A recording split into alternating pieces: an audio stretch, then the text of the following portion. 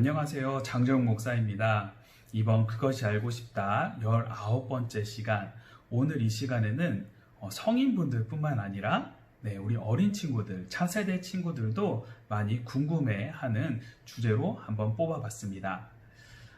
차세대 친구들, 그리고 예꿈 친구들도 그렇고, 저희 딸도, 이제 3살이 된 딸도 저한테 물어본 적이 있는데, 이런 걸 물어본 적이 있어요.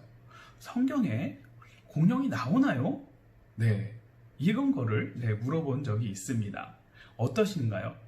여러분들 생각하기에는 성경에 과연 공룡이 나올까요? 아니면 나오지 않는가? 많은 분들이 동물들을 많이 좋아하시죠. 그리고 동물들 중에서 어린 친구들이 아마 공룡이라는 것에 관심을 많이 갖는 이유는 아마 지금 우리가 사는 이 시대에는 공룡을 볼 수 없기 때문에 책으로만 볼 수 있고 해서 그것에 대한 호기심이 많아졌기 때문이라고 저는 생각을 합니다. 그래서 공룡에 대한 그림도 책도 좋아하고 캐릭터도 좋아하게 되고, 그래서 그것을 계속 관심을 갖다 보니까 자기가 읽는 이 성경책에 하나님께서 모든 것을 만드셨다고 하는데 자기가 읽어봤을 때 성경책에는 공룡이 나오나? 라는 것을 아마 호기심 반, 의심 반 이런 걸로 해서 아마 궁금해하는 것 같습니다. 성인분들도 이것에 대해서는 많이들 궁금해하세요. 그래서 여전히 다큐멘터리 주제로나 아니면은 영화의 주제로 공룡에 대해서 많이 쓰이는 것을 우리가 볼 수가 있습니다. 자, 여러분, 그렇다면은 공룡이란 과연 무엇일까요? 공룡, 한자로는 두려워할 공의 용자를 써서 공용, 큰 용이다, 두려워하는 큰 용이다 라고 공룡이라고 표현이 되어 있습니다. 영어로는 발음은 잘 듣지 마시고 뭐라고 되냐, 공룡 다이노소이라고 되어 있죠. 다이노, 두려워하는, 두려운, 그 사우루스라는 변형으로 다이노소이라고 되어 있는데, 사우루스, 도마뱀이라는 뜻이죠. 그래서 어떻습니까? 무지무지 두렵고 큰 도마뱀이다 라고 돼서 다이노소이라고 되어 있습니다. 도마뱀처럼 생겼는데 몸이 거대하고 무시무시한 도마뱀이라고 되어 있어서 다이노소이라고 되어 있습니다. 자, 그렇다면 이 공룡, 다이노소이, 이게 성경에 공룡이란 말이 과연 등장을 하는 것일까? 어떨까요? 우선 답변부터 드리자면 성경에 공룡이라는 말은 없습니다. 성경에 공룡이란 말은 없어요. 왜 어떻게 성경에 공룡이란 말이 없을 수가 있지? 하나님께서 만드신 거 아닌가? 라고 생각할 수 있는데 정말 그럴 수밖에 없는 것이 공룡이라는 생물이 언제 발견되었느냐를 우리가 생각을 해보면 이해가 훨씬 빠를 수 있습니다. 공룡이라고 하는 것, 공룡이라는 생물이 언제 처음 발견됐느냐? 그것은 바로 1821년에 멘텔 부부를 통해서, 멘텔 부부가 의사였는데 왕진을 갔다가 의사 환자를 보고 나서 산책을 하는 도중에 부부 중에서 아내 되시는 분이 그 공룡 화석 뼈를 찾았습니다. 산책하던 중에 1821년에 처음 찾았어요. 그리고 이 공룡이란 단어를 사용한 것은 1821년에 처음 찾았지만 사용한 것은 1841년, 20년이 지난 이후에 공룡, 다이노소이라는 단어를 처음 사용을 하였습니다. 자, 공룡이란 단어를 사용 시작한 것이 1841년, 즉 우리가 컴퓨터, 핸드폰, 그 아이돌이라는 단어를 지금은 너무나도 자연스럽게 사용하고 있지만 1900년대, 1800년대는 그런 단어가 없었던 것처럼 공룡이란 단어는 1841년 이전에는 없었다라는 것입니다. 자, 그러면 이 연도를 왜 계속해서 이야기를 하는 것인가? 그것은 바로 성경이 언제 쓰여졌느냐를 우리가 생각을 해봐야 되기 때문입니다. 여러분, 성경 언제 쓰여졌나요? 무지무지 오래 전에 쓰여졌죠. 성경은 아주 오래 전부터 쓰여졌는데, 성경이 이 문서화가 시작된 것은 언제부터냐? 기원전 8세기부터 문서화가 시작이 되어서 주후 100년 사이에 모든 문서화가 끝이 났습니다. 그리고 이 문서화가 된 것이 영어로 번역이 돼서 쓰여진 것은 언제냐? 바로 1600년대, 1611년에 영어로 번역이 되어서 많은 사람들로부터 쓰임을 받았습니다. 자, 무슨 말을 하고 싶은 것인가? 바로 1611년 영어 성경이 번역이 되어서 쓰여지고 난 이후 200년이 지나서 공룡뼈가 발견이 되었고, 그리고 또 20년이 지나서야 공룡이라는 단어, 다이노소리라는 단어를 그때부터 사용되었다라는 것입니다. 그렇기 때문에 공룡이란 단어는 성경에서 쓰이지 않았다라는 것을 알려드리고 싶습니다. 자, 그렇다면 또 다른 의문점이 생깁니다. 어떤 의문점? 그렇다면 성경에는 공룡이란 단어를 쓰진 않았지만 공룡이라는 것을 묘사한 기록이 혹시 있는가 없는가, 이런 생각을 해볼 수가 있는데요. 성경에는 오늘날 우리가 살고 있지 않은, 우리와 함께 살고 있지 않은 동물들을 표현한 것이 세 단어가 있습니다. 그것은 바로 베헤못과, 그리고 두 번째 리워야단, 그리고 세 번째는 탄닌이라는 단어입니다. 모두가 다 욥기에서 쓰여져 있는데요.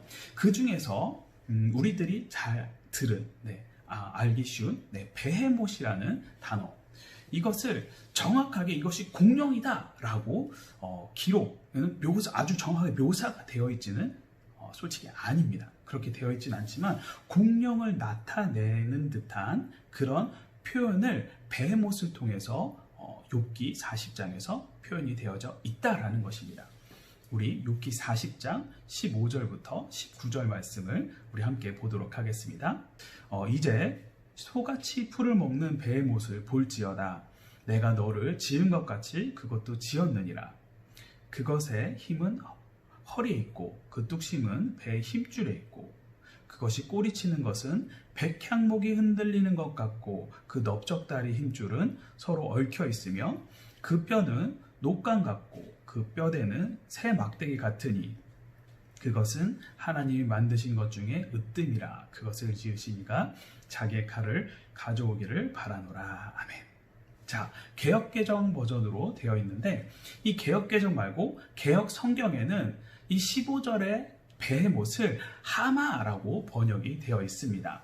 그런데 하마는 아마 아닐 거라고 생각이 듭니다. 그도 그럴 것이, 여러분들이 하마를 보셨다라면, 특히 그 하마의 그 꼬리 부분을 보셨다라면, 이게 정말로 베헤못이 하마일까라는 생각을 하게 될 것입니다. 왜 그런가요? 자, 40장 17절에 보면은 그 베헤못을 이야기할 때 꼬리 부분이 이야기하는데 그 꼬리가 마치 백향목이 흔드는 것과 같다라고 하기 때문입니다. 하지만 하마의 꼬리는 어떤가요?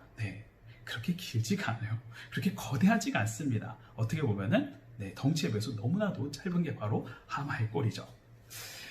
이 욥기 40장에서 하나님께서 욥에게 이야기하십니다. 내가 너를 창조한 것처럼 이 베헤못도 내가 창조를 했어 라고 이야기하십니다. 그러면서 그 모습을 16절부터 표현을 하는데, 16절 그것은 힘이 너무나도 세고, 그 다음에 17절 꼬리가 백향목을 흔드는 것과 같고, 그리고 그 뒤로 또 표현하는데, 여러분 백향목이라고 하는 것은 여러분들이 그냥 50cm, 1m짜리 그런 작은 나무라고 생각을 하시면 안 되죠. 성경에서 자주 등장하는 나무가 이 백향목입니다. 5m에서 10m, 아니면 크게 15m까지 자라는, 그래서 하나님의 성전에 대들보로 쓰여질 만한, 쓰여지는 그 나무가 바로 이 백향목입니다. 그렇게 아주 큰 나무예요. 이처럼 힘이 세고 어떻습니까? 뼈가 아주 튼튼하고 큰 꼬리를 가지고 있는 동물이 바로 이 욥기 40장의 베헤못이다 라고 이야기를 하는 것입니다. 이 백향목과 같은 큰 꼬리를 가지고 있는 동물, 자, 우리가 살고 있는 이 시대에는 그런 동물을 찾아볼 수가 없죠. 조금 비슷하다고 생각하면은 아마 악어가 어느 정도 좀 비슷할 것인데, 하지만 15절에서 뭐라고 이야기하나요? 풀을 뜯어먹는 소와 같다라고 했습니다. 그렇기 때문에 악어도 땡 아니죠. 아닙니다. 그렇지만 하지만 공룡은 어떻습니까? 공룡은 여러분들이 아실지 모르겠지만 거의 70에서 80%가 초식 동물입니다. 그러면서 그 초식 동물 가운데, 초식 공룡 가운데 20m에서 30m까지 자라는 공룡이 상당히 많이 있습니다. 그렇기 때문에 이 욥기 40장에서 말하는 이 베헤못이 우리는 혹시 하나님께서 공룡을 표현하고 계신 것이 아닌가라고 생각을 해볼 수가 있는 거죠. 추측을 해볼 수가 있습니다. 그 중에서 공룡 중에서도 브리키오사우루스나 아니면 울트라사우루스 이 정도가 되는 게 25m에서 30m 정도 되는 그 큰 공룡을 하나님께서 베헤못이라고 표현을 하신 것 아닌가라고 우리가 추측을 해볼 수가 있습니다. 자, 그렇다면은 하나님께서는 왜 공룡도 하나님께서 만드셨는데 공룡에 대해서 성경에 아주 정확하게 기록해 놓으시지 않으셨을까? 라고 우리가 또 생각을 해볼 수가 있죠. 자, 하나님께서 성경을 통해서 왜 공룡을 정확하게 표현하지 않으셨는가? 그 이유는 하나님께서 성경을 우리에게 주셨을 때 전문적인 지식, 과학적인 지식을 주시기 위해서 마치 백과사전과 같은 용도로 쓰기 위해서 성경을 우리들에게 주신 것이 아니기 때문입니다. 자, 무슨 말인가? 하나님께서 성경을 주신 이유, 쓰신 목적은 바로 하나님께서 우리들에게, 하나님의 자녀들에게 구원의 계시로 주시기 위해서 성경을 쓰셨다라는 것입니다. 하나님의 백성을 구원하시기 위해서 쓰신 책입니다. 하나님께서 이 땅 가운데 어떻게 역사하셨고 어떻게 하실지를 알려주는 책이 바로 이 성경책이라는 것입니다. 그렇기 때문에 성경을 통해서 역사적인 사실이나 과학적인 정확한 근거를 제시할 필요는 없다라는 것이죠. 자, 성경은 하나님의 말씀입니다. 성경은 역사책도 아니고 그리고 과학책, 백과사전도 아닙니다. 그렇기 때문에 성경이 만약에 동물을 중점으로, 동물을 중요시 여겨서 그것을 쓰여진 책이라면은 아마 창조 때 하나님께서 만드신 그 동물들, 공룡을 비롯해서 모든 동물들에 관해서 다 기록이 되어 있을 테지만 하나님께서는 성경을 통해서 그것을 우리들에게 알려주고자 하신 것이 아니죠. 하나님께서는 성경을 통하여서 우리들에게 하나님께서 이 땅 가운데 어떻게 역사를 하셨고 앞으로 하나님께서 어떻게 하실 것인 것을 알려주고 그 다음에 하나님의 자녀들을 구원하시기 위해서 이 성경책을 쓰셨다라는 것을 우리가 잊어서는 안 됩니다. 자, 그것이 알고 싶다 19번째 이야기. 성경에는 과연 공룡이 나오나요? 그것은 우리들의 구원에 크게 관여하지 않기 때문에 그것이 쓰여졌다 안 쓰여졌다 보다는 성경을 통해서 하나님께서 무엇을 우리들에게 알려주고 싶어 하셨는지 그것을 아셨으면 좋겠습니다. 19번째 이야기 여기서 마치도록 하겠습니다. 감사합니다.